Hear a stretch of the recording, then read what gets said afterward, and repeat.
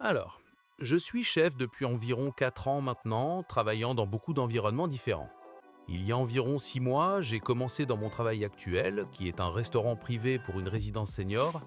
Je suis le seul chef qui travaille à 100%. D'autres chefs ne viennent que lorsque j'ai un jour de congé. Nous servons un menu déjeuner entre midi et 13 heures et un dîner en deux services à 17 heures. Je commence à 10 heures et termine à 18 heures, donc je suis plutôt occupé toute la journée entre la préparation, le service du déjeuner, le nettoyage, la commande, la réception des livraisons, le dîner et la fermeture. L'un de mes collègues, qui est responsable du marketing, demande constamment de la nourriture pour le personnel après la fin du service du déjeuner. Je sers toujours de la nourriture pour le personnel à tous ceux qui commandent, à condition qu'ils commandent avant ou pendant le service du déjeuner.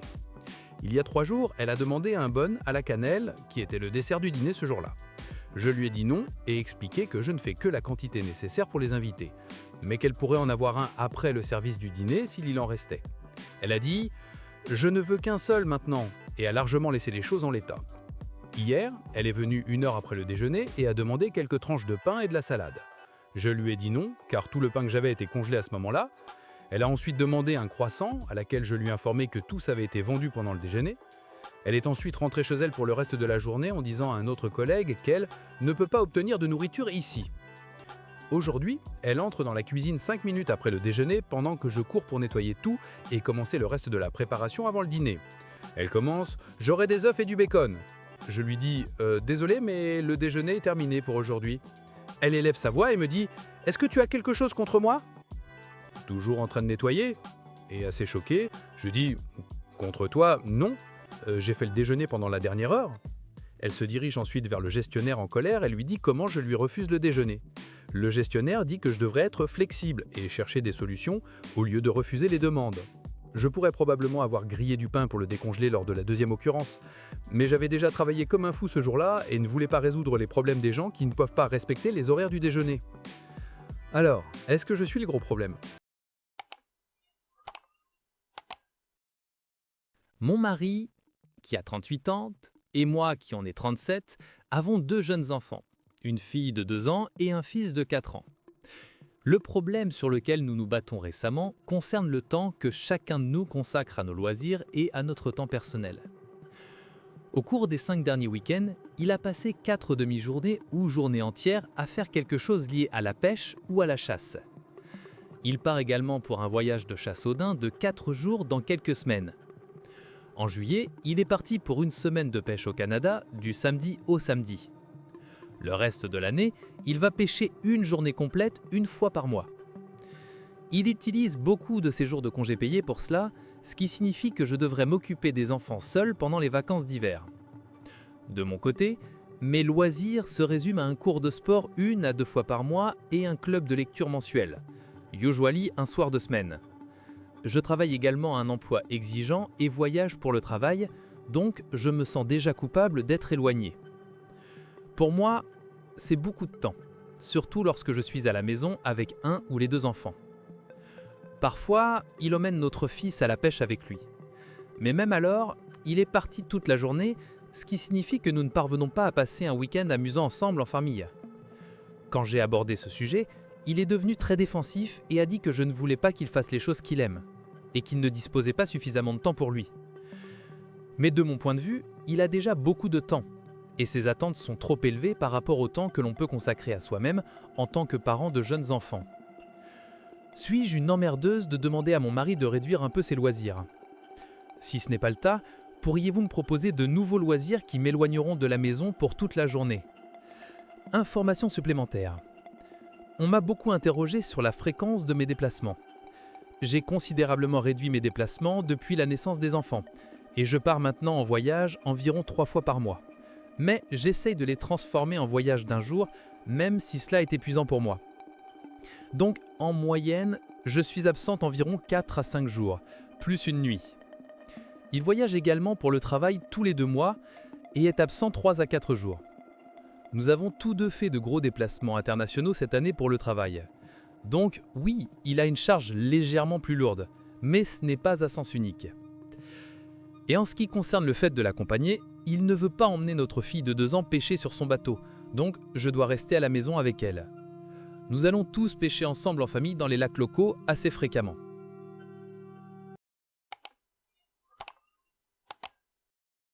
Erreur de convergence. Ajustement des paramètres de normalisation.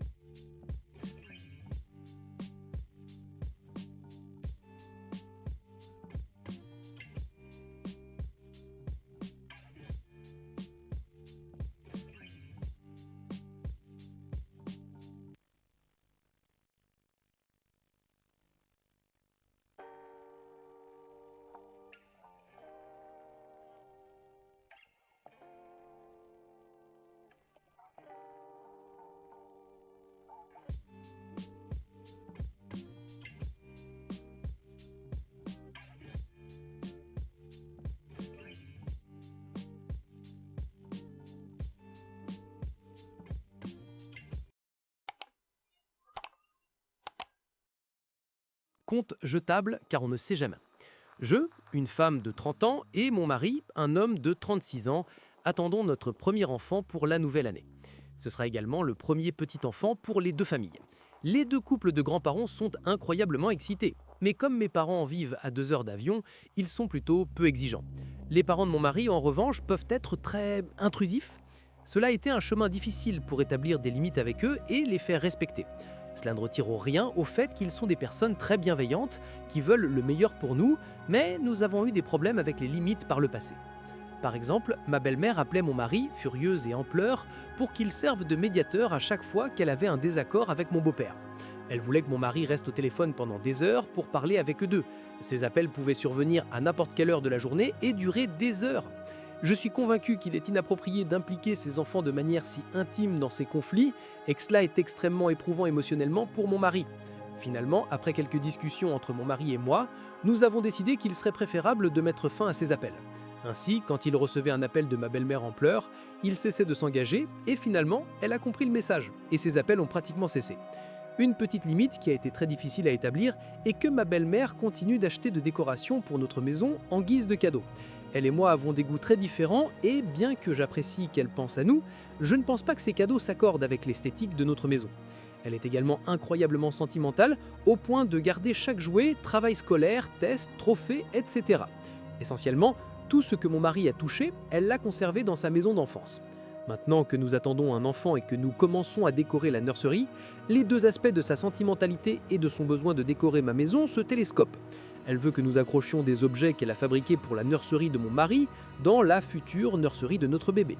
Bien que l'idée puisse être attendrissante, mon mari ne se souvient pas de ces objets. Ils ne correspondent pas au thème ou à la décoration de ma nurserie et, respectueusement, je les trouve de mauvais goût.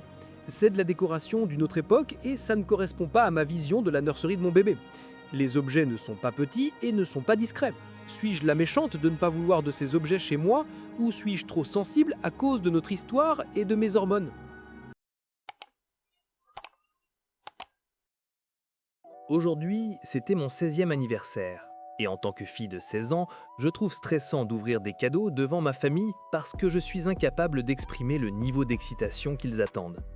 Ce problème survient chaque année. Ils s'attendent à ce que je sauterais de joie et pleurerais de bonheur, mais mes réactions ne semblent jamais assez intenses à leur goût.